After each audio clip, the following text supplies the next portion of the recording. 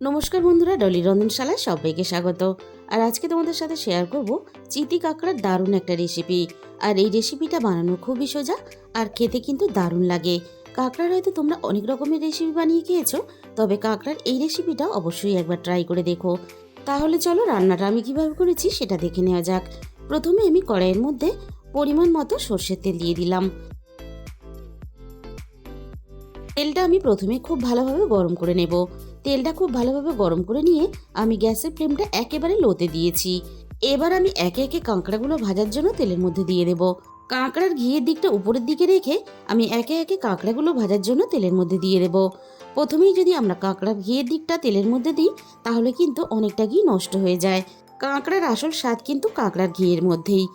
তাই এইভাবে যদি প্রথমে দেওয়া হয় তাহলে কিন্তু খুব বেশি ঘিটা নষ্ট হবে না।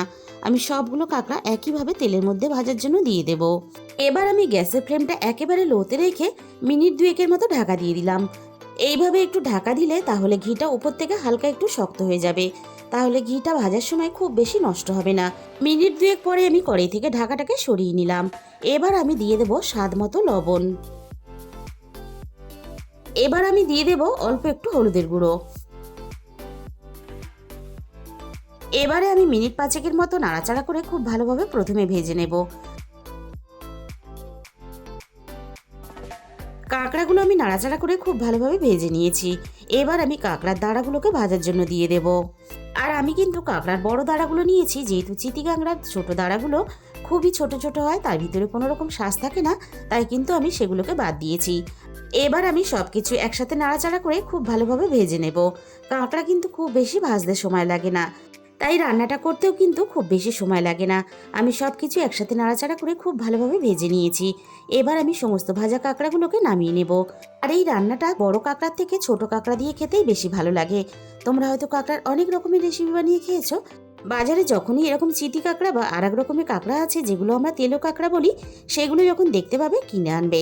আর এইভাবে কিন্তু কাঁকড়ার এই রেসিপিটা বানিয়ে একবার দেখবে। খেতে গরম গরম ভাতের সাথে জাস্ট অসাধারণ লাগে।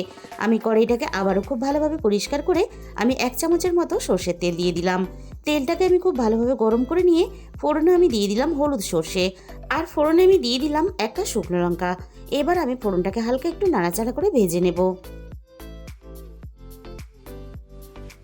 ফোড়নটা আমি হালকা নাড়াচাড়া করে ভেজে নিলাম। আর এই রান্নার মেন উপকরণ যেটা হলো তেঁতুল। আমি একটা বাটির মধ্যে হাফ বাটির মতো জল দিয়ে আমি তেঁতুলটাকে আগে থেকে ভিজিয়ে রেখে দিয়েছিলাম।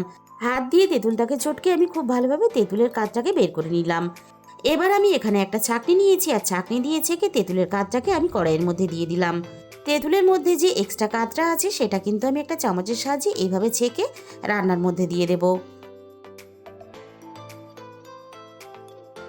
এইভাবে একটু ছেঁকে দিলে তাহলে তেঁতুলের ছিবড়েটা রান্নার সাথে মিশে যাবে না।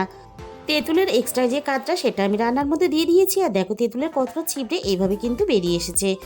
এবার আমি রান্নার মধ্যে একে একে মশলাগুলো দিয়ে দেব। প্রথমে আমি দিয়ে দিলাম স্বাদ মতো লবণ, আর সাথেই আমি দিয়ে দেব অল্প একটু হলুদের গুঁড়ো, আর সব শেষে আমি দিয়ে দেব 1 চিমটি লঙ্কার গুঁড়ো। আর অল্প একটু লঙ্কার গুঁড়ো দিলে তাহলে রান্নাটা বেশ চটপটা খেতে লাগবে। সবকিছু একসাথে নাড়াচাড়া করে খুব ভালোভাবে মিশিয়ে দিলাম। আমি আগে থেকে এই রান্নার জন্য 1 চামচ হলুদ সর্ষে আমি বেটে রেখেছিলাম। এবার আমি সর্ষেটাকে রান্নার মধ্যে দিয়ে দেব।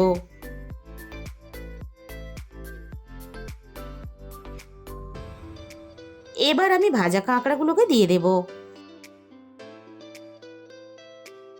এবার আমি কাঁকড়া আর সর্ষেটা নাড়াচাড়া করে খুব ভালোভাবে মিশিয়ে দেব। আর কাঁকড়ার টক কিন্তু একটু পাতলা হলে খেতে বেশি ভালো লাগে, তাই আমি এখানে আরো হাফ বাটির মতো জল দিয়ে দিলাম। এবার আমি সবকিছু একসাথে ফুটিয়ে মিনিট 3-4 মতো রান্নাটা করে নেব। এবার আমি টকের পরিমাণ বুঝে স্বাদ মতো চিনি দিয়ে দিলাম। চিনিটা আমি নাড়াচাড়া করে খুব ভালোভাবে রান্নার সাথে মিশিয়ে দেব। আর রান্নাটা আমি আরো মিনিট 2 মতো করে নেব। তবে খুব বেশি কিন্তু চিনি দেবে না। রান্নাটা যদি মিষ্টি হয়ে যায় তাহলে কিন্তু একেবারেই খেতে ভালো লাগবে না। রান্নাটা বেশ টক মিষ্টি ঝাল সব কিছু নিয়ে চটপটা হবে, তবেই কিন্তু খেতে ভালো লাগবে। বন্ধুরা, তোমরা যদি এইভাবে না বানিয়ে থাকো তাহলে কিন্তু একবার বানিয়ে দেখো। আজকের এই রেসিপিটা ভালো লাগলে ভিডিওতে একটা লাইক করে দিও আর নিজেদের বন্ধুদের মধ্যে শেয়ার করে দিও। আর যে সমস্ত নতুন বন্ধুরা এখনও পর্যন্ত আমার চ্যানেলটাকে সাবস্ক্রাইব করনি, এরকম নতুন নতুন ঘরোয়া রেসিপি পেতে আমার চ্যানেলটাকে সাবস্ক্রাইব করে পাশে থাকার অনুরোধ রইল। আর পাশে থাকা বেল আইকনটা ক্লিক করে অল করে দিও, তাহলে আমি যখনই কোনো নতুন রেসিপি আপলোড করব সবার আগে তোমার কাছে পৌঁছে যাবে। তোমাদের মূল্যবান সময় দিয়ে রেসিপিটা দেখার জন্য তোমাদের সবাইকে অসংখ্য ধন্যবাদ। আজকে তাহলে এই পর্যন্ত।